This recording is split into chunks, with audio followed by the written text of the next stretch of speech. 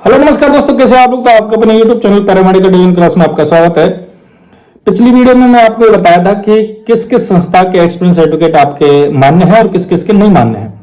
साथ ही मैं आपको बताया था कि अगली वीडियो में मैं आपको ये बताऊंगा कि जो 3-4 जो अलग अलग टाइप की जो एक्सपीरियंस सर्टिफिकेट के पुनर्सत्यापन के डॉक्यूमेंट मांगे गए हैं, जैसे कि RMRS या NGO या NHM के अलग हो सकते हैं, UTV के डॉक्यूमेंट अलग हो सकते हैं, MMB MMU के जो संस्था होती है कैंप के थ्रू जो होता है उसके अलग हो सकते हैं। अब इसमें कोई 12-15 तरीके की संस्थाओं के एक्सपीरियंस सर्टिफिकेट मान्य किए गए हैं और उसमें 3-4 तरीके से उनका डिफरेंट डॉक्यूमेंट मांगे हैं। मैं अगर बात करूं UTV की संस्था की या NHM की संस्था की, तो उसमें अगर सैलरी की डॉक्यूमेंट की जो बात करें, अगर जैसे NGO या RMRS के डॉक्यूमेंट में तो क्या बैंक स्टेटमेंट भी मांग रहे हैं, साथ ही आपके बिल वाउचर की कॉपी मांग रहे हैं। लेकिन UTV में क्या एक आपको प्रॉफिट है कि आपको सिर्फ एक GA55 देना है। GA55 में आपका पूरा बायोडाटा है वो निकल आएगा, उसमें आपको बैंक स्टेटमेंट से कुछ लफड़ा नहीं है। आपको ज्वाइनिंग खंड की देनी है, यानी कि BCMO पर ज्वाइनिंग ली है वो देनी है, आपको CMHO के आदेश देने हैं, आपको जिस PSC CSC पर ज्वाइनिंग ली है वो आपको ज्वाइनिंग लेटर देना है। साथ ही आपको जहां पर जो कार्यरत हैं वहां के रजिस्टर में जो आपके प्रेजेंट हैं उसकी फोटो देनी है। मतलब आपके प्रत्येक माह की प्रेजेंट की कॉपी चाहिए, चाहे आपके 12 महीने की हो चाहे 14 महीने की हो, वो आपके प्रेजेंट की कॉपियां चाहिए। UTV की जो संस्था है वो UTV के जो आपके अलावा मतलब जिस दिन विज्ञप्ति जारी हुई थी उसकी कॉपी और UTV का पत्रांक क्रमांक वो चाहिए आपका।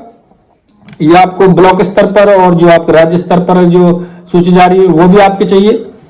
CSC PSC पर ज्वाइनिंग जो भी है वो बताइए दी आपको। मैं बैंक स्टेटमेंट के रूप में आपका GA55 लग जाएगा। इसके साथ आपके इसके बाद आपके कुछ प्रेजेंट की जो बैंक कॉपियां तो मांग ही ली हैं, इसके साथ आपके एक और डिटेल लगती है, वो आपका साल भर का जो बायोडाटा है उसमें प्रत्येक महीने की, जैसे जनवरी में आपने 26 दिन काम किया तो 26 दिन, 28 दिन अगर आपने फरवरी में किया तो 28 दिन, और जो आप एब्सेंट रहे वो एक अलग बायोडाटा, इस तरीके का एक और प्रमाण पत्र देना पड़ता है।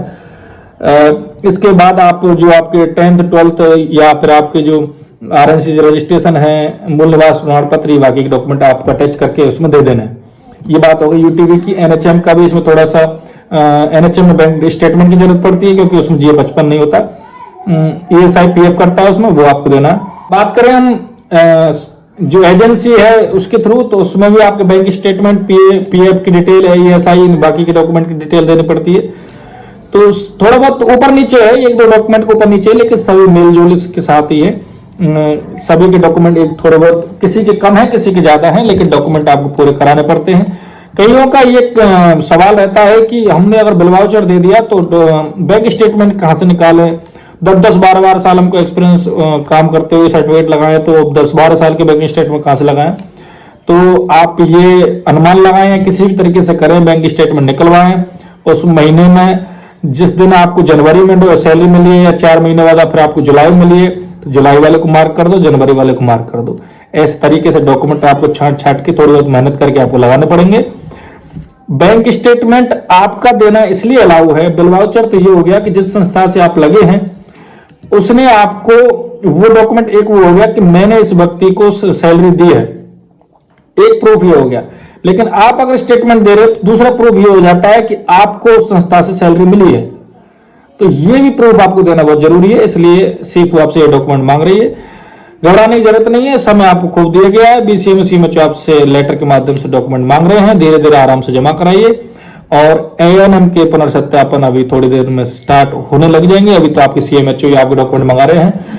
आज की जानकारी बस इतना ही। अगर आपको और भी कोई इंफॉर्मेशन चाहिए या कोई और आपकी क्वेरी हो वो आप मुझे कमेंट के माध्यम से या मुझे कॉल के नंबर के माध्यम से बता सकते हैं, डिस्क्रिप्शन में मैं आपका नंबर छोड़ दूंगा। आज की जानकारी बस इतना ही। अगर आपको हमारी जानकारी अच्छी लगी तो आप हमारे चैनल को सब्सक्राइब कर सकते हैं। आगे की जानकारी देखने के लिए इस प्रकार हमारे साथ बने रही। तब तक के लिए नमस्कार, धन्यवाद, जय हिंद, जय श्री राम।